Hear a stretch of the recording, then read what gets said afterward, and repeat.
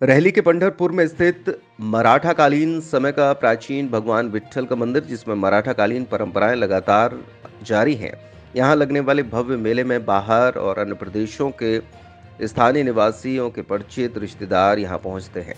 ये मेला साल में 2 बार आयोजित किया जाता है, जिसमें देवशयनी 11 और कार्तिक पूर्णिमा के दिन विट्ठल की पालकी को नगर भ्रमण कराने के बाद वापस मंदिर ले जाया जाता है, जहाँ उनकी महाआरती की जाती है। लोग यहाँ उनके दर्शन के साथ साथ भव्य मेले का भी आनंद उठाते हैं।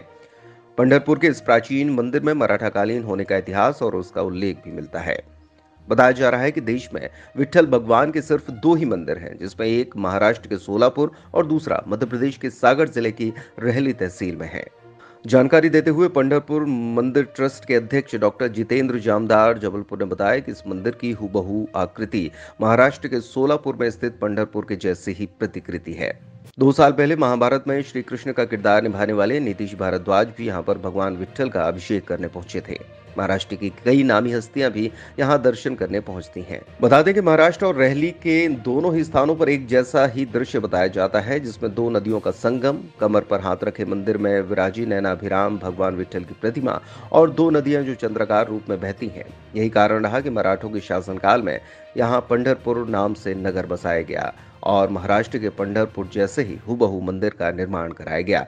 तब से लेकर यहाँ पर धार्मिक आयोजन और अन्य कार्यक्रमों का सिलसिला लगातार जारी है। जैसा कि मैं आपसे चर्चा कर रहा था कि भगवान पंढरीनाथ विट्ठल ये कृष्ण के अवतार, और ये जब भगवान द्वारका में निवास करते थे तब की ये घटना है। तो गुजरात में, महाराष्ट्र में और कर्नाटक में, क्योंकि कर्नाटक भी सोलापुर के बहुत निकट है, तो महाराष्ट्र और सोलापुर की बॉर्डर पर, कर्नाटक की बॉर्डर पर ये पंढरपुर नाम का स्थान है।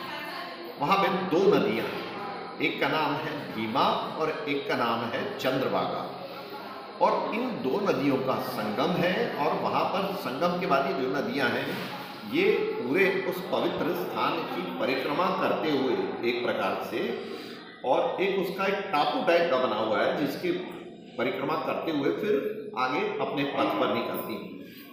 तो ठीक वही दृश्य अगर हम यहाँ देखें तो हमको रहली में दिखाई पड़ता है।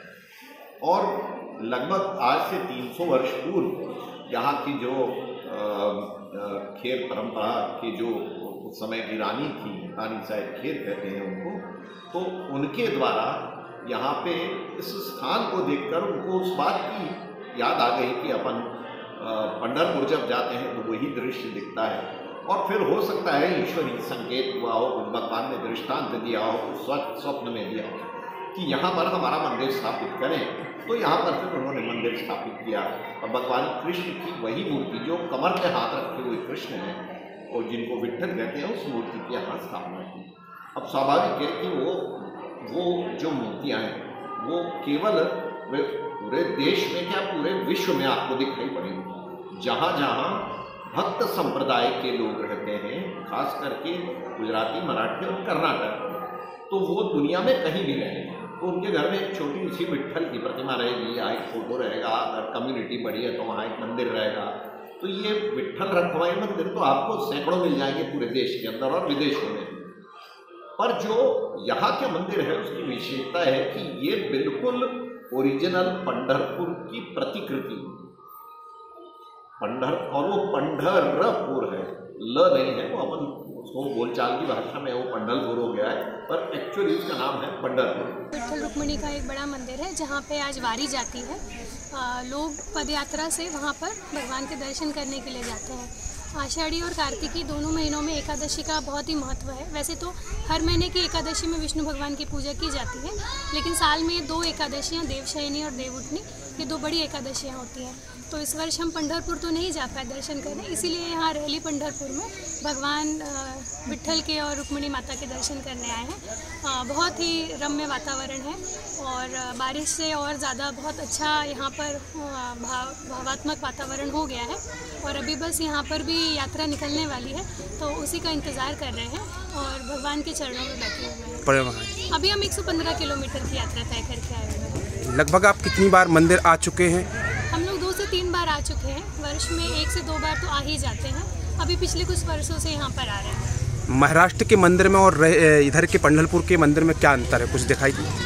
महाराष्ट्र का मंदिर तो काफ़ी पुराना है, पत्थरों से बना हुआ और काफ़ी प्राचीन मंदिर है, लेकिन ये मंदिर भी जितना मुझे पता है, जितना जानकारी में आया है, काफ़ी प्राचीन मंदिर है और इसे भी उसी तरीके से और उसी भव्यता से अब तैयार करा जा रहा है जिस प्रकार पंढरपुर में हमें भगवान के दर्शन होते हैं, और मूर्ति तो लगभग वैसी ही यहाँ पर भी मंदिर है।